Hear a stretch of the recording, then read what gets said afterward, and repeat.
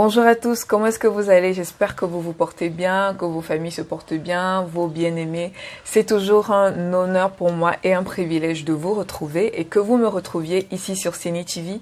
Alors je vous dis à tout de suite juste après le jingle.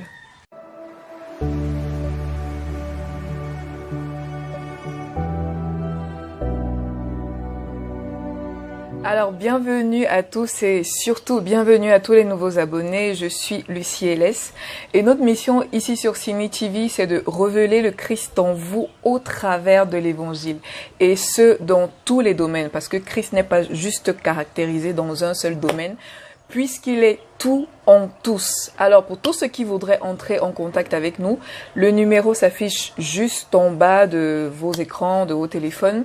Également l'adresse email, vous pouvez nous écrire. Nous avons créé un groupe WhatsApp pour tous ceux qui sont désireux d'intégrer le groupe. C'est le même numéro MTN, vous pouvez nous contacter à tout moment. Alors, Cine TV, bientôt ce sera les séminaires, ce sera des rencontres, parce que bien évidemment nous avançons ensemble et nous ne sommes pas seulement virtuels, mais nous serons nous allons bientôt pouvoir nous rencontrer et bien sûr je connais déjà la plupart d'entre vous. Mais nous allons avoir des rencontres physiques, nous allons avoir des séminaires, nous allons avoir des moments de partage ensemble. Alors restez juste scotchés, restez juste avec nous, on va avancer ensemble, on va continuer d'avancer ensemble parce que c'est ça le but. Alors aujourd'hui nous vivons dans une certaine spirale avec les avancées technologiques, avec le boulot, avec la famille et tout ce qui s'ensuit, nous sommes absorbés par ce cycle et beaucoup n'arrivent plus à se retrouver, à chercher à savoir même qui ils sont. Pour la plupart d'entre nous, nous avons connu Christ à un certain âge, à un âge conscient, je dirais. Et bien sûr, chaque personne, de par sa culture, de par ses expériences, de par son éducation, avait déjà acquis une certaine sorte de croyance. La plupart d'entre nous croyaient en beaucoup de choses. Chacun avait sa propre manière de penser. Une façon précise de voir la vie, de se voir et de se définir en tant que personne. Beaucoup étaient persuadés d'être dératés, de ne servir à rien dans la vie, d'être juste là sur terre, comme on dit, pour accompagner les autres. Et on se croyait tellement séparés de Dieu, de ce Dieu lointain, de ce Dieu invisible, qu'il laisse que beaucoup de choses nous arrivent, que toutes sortes de mauvaises choses nous arrivent. Et aujourd'hui, certaines personnes, certains y croient encore, bien qu'ayant connu Christ. Voilà pourquoi à un moment donné dans nos vies, nous devons nous poser les bonnes questions. C'est très important. Nous devons nous poser les bonnes questions, c'est-à-dire, à quoi est-ce que je crois réellement? À quoi est-ce que je crois réellement? Quelles sont mes convictions les plus profondes? Qu'est-ce que je prends pour vrai me concernant? De quoi suis-je le plus persuadé dans la vie? C'est très important. Vous devez comprendre que l'évangile n'est pas un programme qui nous soit super imposé. Tu as le droit de réfléchir, tu as le droit de te poser des questions, tu as le droit de chercher à comprendre. Alors, bien que lisons la Bible chaque matin au réveil et chaque soir au coucher, bien qu'étant en Christ, beaucoup continuent à se voir pareil. C'est-à-dire celle que tu crois être, celui que tu crois être, et continuer à vivre les mêmes expériences. Figure-toi que ce ne sont pas toujours forcément les mauvaises ondes qui nous suivent, mais malheureusement, ce de quoi nous sommes persuadés, que nous sommes le plus persuadés, devient notre réalité. Nous avons grandi avec une certaine image de nous. Donc, nous avons une certaine façon de nous percevoir, de nous définir. Nous avons laissé le soin à beaucoup de personnes de nous dire qui nous sommes réellement. Nous avons laissé le soin au monde de nous dire qui nous sommes. Et parce que nous y avons cru, cela a commencé à dominer nos perceptions. Au point où nous sommes un peu comme aveuglés face à la parole de Dieu et face à notre réelle identité. Et on dira par la suite, c'est trop beau pour être vrai. C'est vraiment trop beau. Parce que nous avons déjà des idées prédéfinies et arrêtées de ce qui est vrai et de qui nous sommes. Je me rappelle au tout début, quand j'écoutais les enseignements à l'église, je me sentais à un certain moment tellement mal, tellement sale, tellement ridicule, parce que j'en voulais à Dieu d'avoir fait de moi sa fille. Parce que je me disais, si c'était moi Dieu, je ne me serais pas choisie. Parce que je me sentais tellement inutile.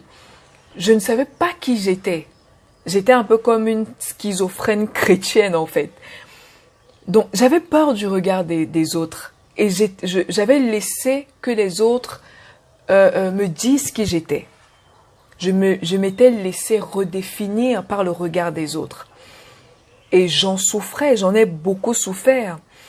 Donc, j'avais un réel trouble de personnalité.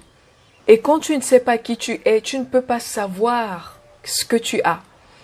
Quand tu ne sais pas à qui tu appartiens, tu ne peux pas savoir où est-ce que tu es en train d'aller. Je ne savais pas qui j'étais. Voilà pourquoi je pouvais me laisser entraîner par tout vent de doctrine, par tout ce qu'on pouvait me dire, par toutes les étiquettes qu'on m'avait collées. Et je vivais par ça. Je vivais par le regard des gens. Je vivais pour le regard des gens. Je ne savais pas qui j'étais. Alors un jour, je me suis attardée sur la parole de Jésus-Christ qui dit « Le Père et moi sommes un ».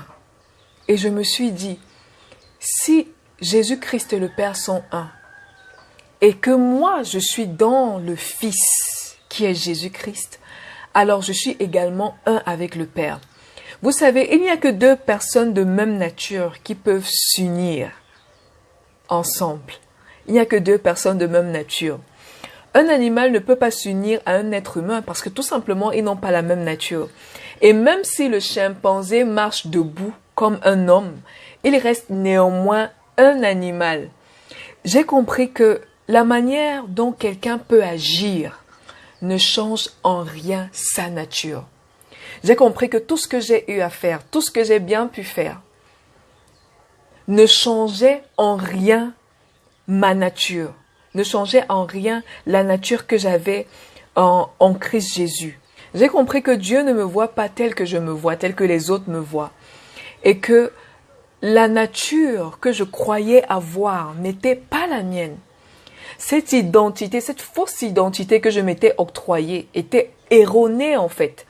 Parce que s'il s'est uni à l'homme, ça veut dire que nous sommes tels qu'il est en fait, de même nature avec lui, en Christ Jésus. J'aime bien le dire, mais j'ai eu le choix de choisir. Choisir de croire entre une identité erronée que je m'étais octroyée, que les autres m'avaient octroyée, ou de choisir croire en celui-là qui m'a engendré. Celui-là qui sait qui je suis et qui sait tout ce qu'il a placé en moi. Alors je t'invite à ouvrir ta Bible dans Colossiens chapitre 3 verset 10. Alors je vais lire. La nature nouvelle qui se renouvelle en vue d'une pleine connaissance selon l'image de celui qui l'a créé. Alors, au fil du temps, nous ressemblons à celui qui nous a créés par la pleine connaissance que nous devons avoir. Savoir qui nous sommes ne se donne pas, c'est pas quelque chose qui se donne à l'hôpital dès que tu nais ou quoi que ce soit, non. Tu dois entrer dans cette pleine connaissance de qui tu es et au fur et à mesure être changé à l'image de celui qui t'a créé. Pas à l'image de la société, pas à ton image ou bien à l'image d'un X ou d'un Y, mais à l'image de celui qui t'a créé. Parce que lui seul est le seul à prouver qui tu es. Lui seul est le seul capable de te dire, de te révéler ta réelle identité. La nature que nous avons en Christ Jésus n'est pas une complémentarité ou un plus qui vient à la surface quand on fait tout ce que Dieu veut, on fait des choses pour Dieu, on fait de bonnes actions et qui disparaît une fois qu'on ne fait plus rien. Non. Ce n'est pas, la nouvelle nature n'est pas une complémentarité. Jésus-Christ a détruit l'ancienne nature. le vieil homme Adam. Il a détruit à la croix. Donc, cette nouvelle nature que nous avons en Christ Jésus n'est pas une complémentarité. N'est pas là à temps partiel qui vient et qui part de temps en temps. Non. Christ vit en nous. Il vit en nous de façon éternelle. Cela ne dépend pas de ce que nous pouvons faire. Cela ne dépend pas de ce que nous disons. Mais il est en nous. Il vit en nous. On identifie toujours une maison par son propriétaire parce que la maison est faite pour être habitée par quelqu'un. On dira toujours c'est la maison d'un tel ou d'un tel autre. Nous sommes la demeure de Christ. Et même si tout le monde ne nous voit pas tel que Christ nous voit, et même si nous-mêmes on se trouve encore des défauts, celui qui occupe la demeure va nous perfectionner à son image continuellement. Notre identité ne provient donc pas de nous-mêmes, mais provient de Christ. Parce qu'il est, alors je suis. Voilà pourquoi aujourd'hui, il est important de se laisser redéfinir par l'Évangile, de se laisser redéfinir par Christ, parce qu'il est l'exemple même de qui nous sommes.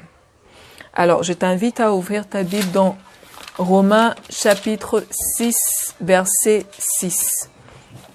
Je vais lire. Nous savons que notre vieille nature a été crucifiée avec lui, afin que ce corps de péché soit réduit à l'impuissance et que nous ne soyons plus esclaves du péché. Alors, notre vieille nature, la nature adamique, a été détruite sur la croix. Christ a détruit cette nature afin qu'on ne soit plus esclave de ce qu'on pensait être. Vous savez, quand on grandit, on a toujours, tout le temps, quelqu'un qui vient toujours nous dire qui nous sommes. Ou bien qui nous serons dans l'avenir. Ah, tu seras ci, ah, tu es comme ça, ah, tu es machin. Et à un moment donné, on a été esclave de toutes nos sensations, de toutes nos perceptions. Maintenant que cette vieille nature a été crucifiée avec Christ sur la croix, nous ne sommes plus redevables à cette nature. Il n'y a plus aucun point de contact entre cette nature et nous. En nous, il n'y a pas deux natures. Il n'y a pas deux natures. Christ nous a donné sa nature. Il nous a fait participer à sa nature. Le vieil homme a été détruit sur la croix. Alors, tout ce que je pensais, selon moi, être moi, tout ce que les autres ont dit ou ont pensé que je suis, en fait, ce n'est pas moi. Parce que moi, je suis redéfini par Christ. J'ai été redéfini par Christ afin de ne plus être esclave de toutes ces choses, de cette identité erronée et de toutes les conséquences que ça entraîne. Nous sommes un avec lui. Tout ce qu'il est, nous le sommes également. Et une fois que nous sommes conscients de cette identité éternelle, de cette union éternelle, là est le début d'un nouveau mode d'existence. Beaucoup de choses nous arrivent souvent parce que nous sommes dans cette optique de séparation. On sépare Christ de nous. C'est ce que Adam a fait. Cette optique de séparation. On sépare Christ de nous. Pourtant, nous sommes unis à lui. C'est-à-dire, je suis moi et il est lui. Je suis faible, je suis pauvre, je suis misérable, je suis tout ce que les gens disent. Et lui, il est lui. Il vient me consoler de temps en temps dans ma misère, dans ma fatalité, dans ma pauvreté. Il est lui, je suis moi. Nous sommes séparés. Beaucoup de personnes, beaucoup de choses arrivent à beaucoup de personnes parce qu'ils sont toujours dans cette optique. Si je suis uni à Christ, ça veut dire que son entièreté, je participe à son entièreté. Donc, aucune maladie n'a le droit de rester dans mon corps. Parce que je participe à l'entièreté de Christ qui vit en moi, pas hors de moi, pas à côté de moi. Qui vit en moi.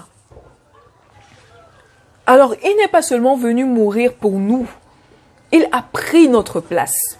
Il a assumé qui nous étions. Il est devenu ce que nous étions à la croix et a détruit l'ancienne nature dans laquelle on pense encore être. Donc, quand tu dis je suis faible, je suis raté, je suis pauvre, je suis une erreur, sur quoi est-ce que tu te bases? Sur quoi est-ce que tu te bases? Tu me diras sur ce que je vois, sur ce que je ressens, sur ce que je réalise. Mais la Bible nous dit que le faible dise « je suis fort », que le pauvre dise « je suis riche ». Donc, il ne s'agit pas de ta force, ni de ta richesse, ni de ton compte en banque, ni de ton boulot. Mais tout cela provient de Christ. Tout cela provient de Christ. Je suis peut-être faible, mais il ne s'agit pas de moi. Puisqu'il ne s'agit pas de moi, alors je participe à la force de Christ. Puisque je suis uni à lui. Donc, il n'y a pas de distinction entre sa vie et la nôtre. Il a assumé notre humanité à la croix. Et quand il a expiré, c'était la fin de la race adamique, de cette fausse identité, de peur, de mort, par laquelle beaucoup d'entre nous vivent aujourd'hui. Les anciennes pensées peuvent ressurgir, ça c'est vrai. Les anciennes pensées d'autrefois pourraient ressurgir et te mettre dans le doute, dans la crainte. Mais comme les Écritures le disent, nous n'avons pas reçu un esprit de crainte, un esprit de peur pour être encore dans la crainte, mais de force, d'amour et de sagesse. Le Saint-Esprit a pris le relais et le total contrôle. Aujourd'hui, tu as le privilège d'accepter ton identité et d'être éveillé à cette réalité. Tu sais, continuer à prendre pour vrai ce qu'on te dit te fera du mal. Lorsque tu ne connais pas ton identité, tu seras frustré par toutes les étiquettes qu'on va te coller, par tout ce qu'on dira de toi. Et une fois que tu vas commencer à reconnaître et à t'identifier par ces mots qu'on t'octroie, par ce qu'on te dit, tu vas commencer à attirer tout ce que ce terme dégage. C'est toi qui dis tout le temps, tu es pauvre, tu es la pauvre fille de tel, tu es le pauvre fils de tel. Une fois que tu t'identifies à ce mot, tu vas commencer à expérimenter ce que ce mot dégage. Tu vas commencer à expérimenter ce que ce mot dégage. Je te donne un exemple très simple. Beaucoup de personnes préfèrent ne pas aller souvent consulter ou bien faire des tests à l'hôpital. Tout simplement parce qu'ils ne veulent pas qu'on leur dise en fait qu'ils ont des maladies cachées. Parce qu'une fois qu'on va le leur dire, ils vont prendre conscience de cette maladie et tout ce que ce mot véhicule ou dégage, ils vont commencer à le vivre dans leur corps. Pourtant, ils étaient bien, mais une fois qu'on le leur dit et qu'ils prennent conscience de ce mot, ils vont commencer à reproduire les symptômes que cette maladie dégage. Pourtant, 1 minute plus tôt ou 1 heure plus tôt, ils étaient bien portants. Tout simplement parce qu'ils ont pris conscience, ils ont réalisé, ils se sont identifiés à la maladie. Voilà pourquoi ils se retrouvent en train de vivre tous ces symptômes. Donc, une fois que tu t'identifies à ce que tu crois être, à ce que les autres disent que tu es, tu vas commencer à expérimenter ce que ce mot véhicule, ce que ce mot dégage. Notre identité n'est pas partielle, elle ne dépend pas de ce que nous pouvons faire, mais repose entièrement sur Christ. Arrête donc de t'identifier à tout et à n'importe quoi, parce que tu es tellement précieuse à ses yeux. Tu es tellement précieux à ses yeux. Il y a beaucoup de choses que nous recherchons dans la vie, tellement de choses. Mais tu dois savoir que Jésus ne nous a pas donné les bénédictions. Lui qui est la bénédiction est venu habiter en nous. Jésus-Christ ne nous a pas donné le pouvoir. Lui qui est le Tout-Puissant est venu habiter, demeurer en nous. Il a voulu partager avec nous tout ce qu'il est. Tel que la Bible déclare, Christ est tout en tous. Tout ce qu'on a toujours recherché, tout ce qu'on a toujours voulu, tout ce qu'on a toujours désiré, tout ce qu'on recherche, Christ est tout. Et il est en tous. Il est en tous. Ce qu'il est, c'est ce que je suis. Et ce qu'il est englobe tout ce que je peux rechercher dans ce monde. Tu dois prendre conscience de cela. Tu dois prendre conscience de ton unicité avec Christ. Tu dois prendre conscience de qui tu es réellement en Christ. Et une fois que tu captes ça, tu vas commencer à expérimenter tout ce que ta nature dégage. Tout ce à quoi ta nature renvoie. Tu vas commencer à expérimenter les bienfaits de cette nature. Une fois que tu prends conscience de cela. Alors quand tu pries, prie en te tenant sur ton identité, sur ta nouvelle nature. Et tu commenceras à expérimenter tout ce que cette nature renferme, tout ce à quoi cette nature renvoie. Je t'invite à être conscient, jour après jour, de qui tu es réellement.